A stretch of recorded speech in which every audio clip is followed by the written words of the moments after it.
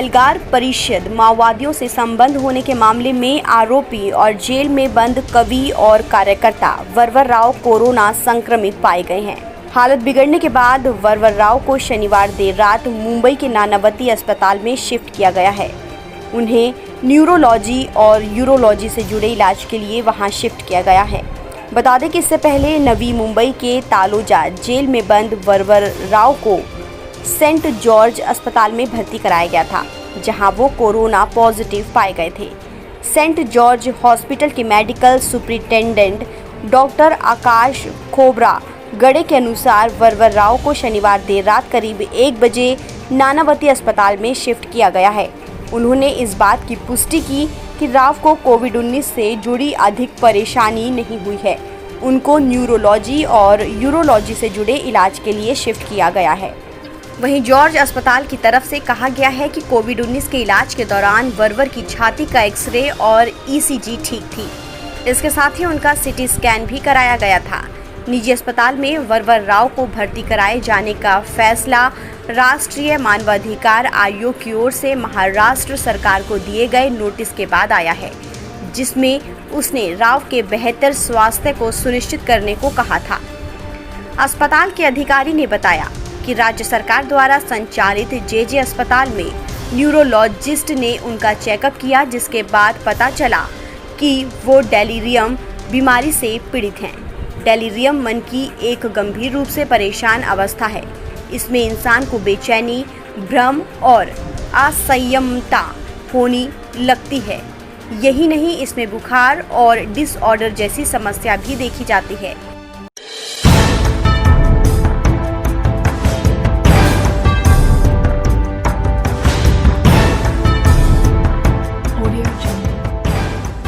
आए दिन आ रहे भूकंपों की वजह क्या है?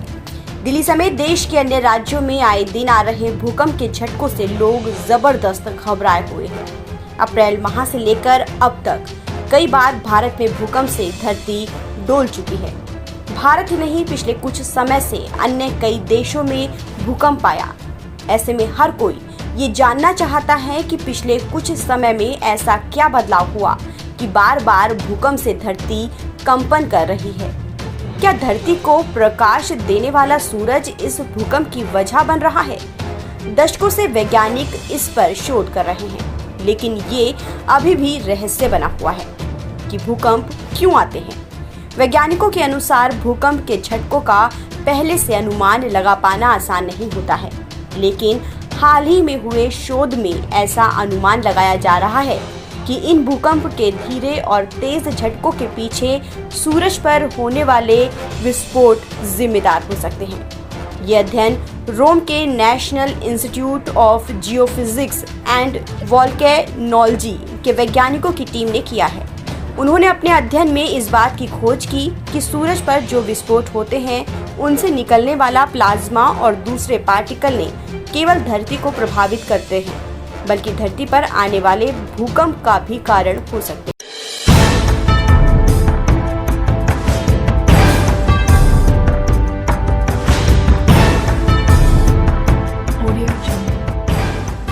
कांजीरंगा नेशनल पार्क और पोवितोरा वाइल्ड लाइफ सेंचुरी की हालत बेहद खराब हो गई है। एक सींग वाला गैंडा, हिरन और हाथी भागकर ऊंचाई वाली जगहों पर चले गए हैं।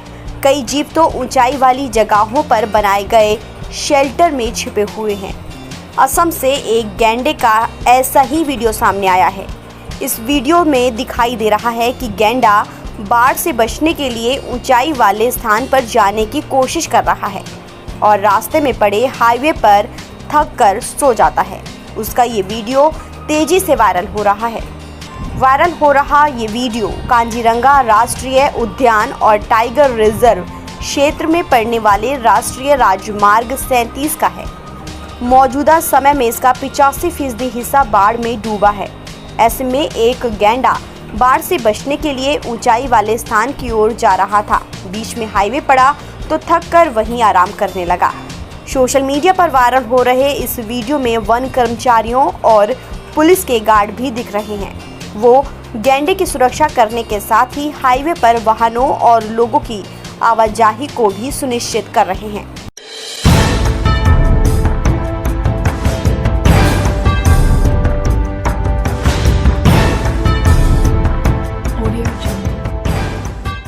ब्रिटेन में कोरोना वायरस का तेजी से प्रसार हो रहा है, जिसे लेकर ब्रिटेन सरकार की चिंता बढ़ गई है।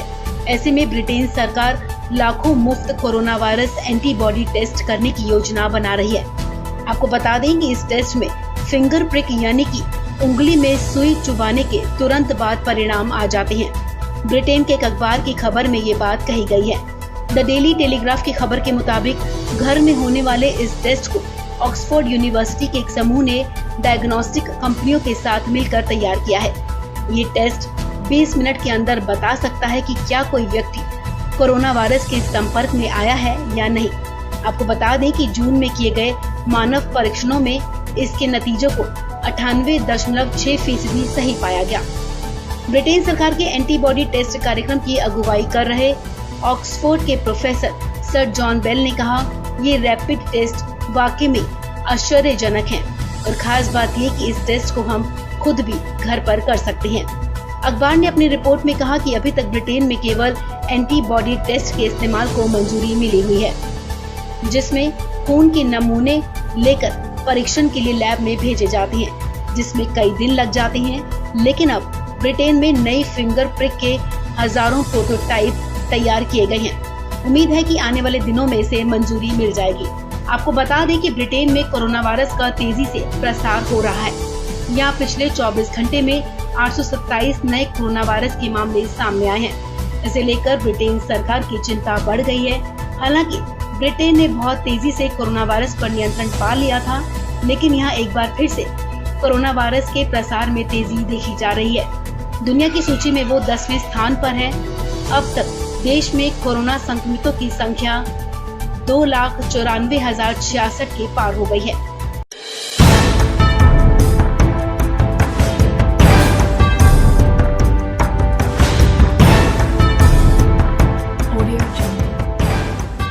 राजस्थान में सियासी घमासान जारी है। बीजेपी और कांग्रेस के बीच आरोप प्रत्यारोप का दौर भी जारी है। इस बीच कांग्रेस विधायक की बीजेपी नेता को चिट्ठी लिखकर धन्यवाद देने की चर्चा भी जोर पकड़ने लगी है। कोटा जिले के सानगोद विधानसभा से कांग्रेस विधायक भरत सिंह ने पत्र लिखकर पूर्व विधानसभा अध्यक्ष कैलाश मेघवाल को धन्यवाद देते हुए बधाई दी है। दरअसल हाल ही में पूर्व विधानसभा अध्यक्ष और बीजेपी के वरिष्ठ नेता कैलाश मेघवाल ने मुख्यमंत्री अशोक गहलोत का समर्थन करते हुए सरकार को गिराने की साजिश होने की बात कही थी।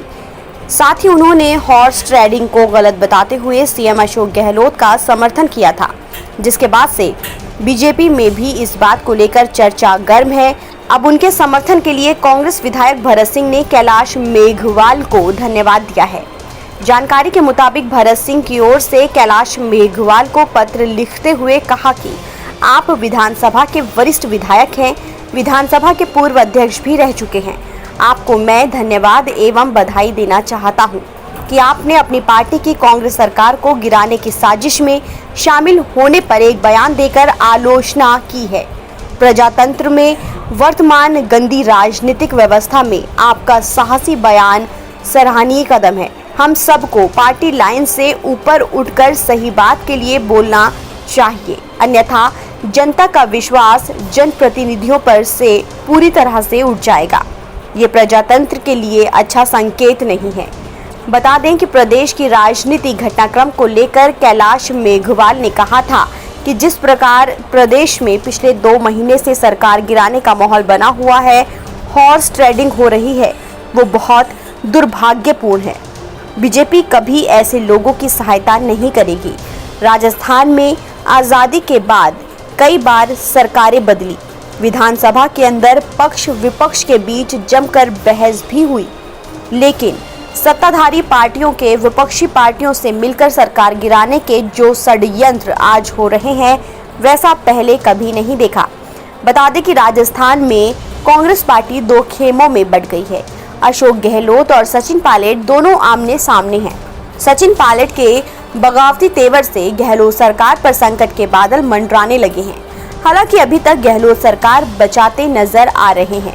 वहीं टेप कांड ने भी घमासान मचा रखा है, जिसने सीधे तौर पर इस पूरे मामले में बीजेपी को भी शामिल कर लिया है।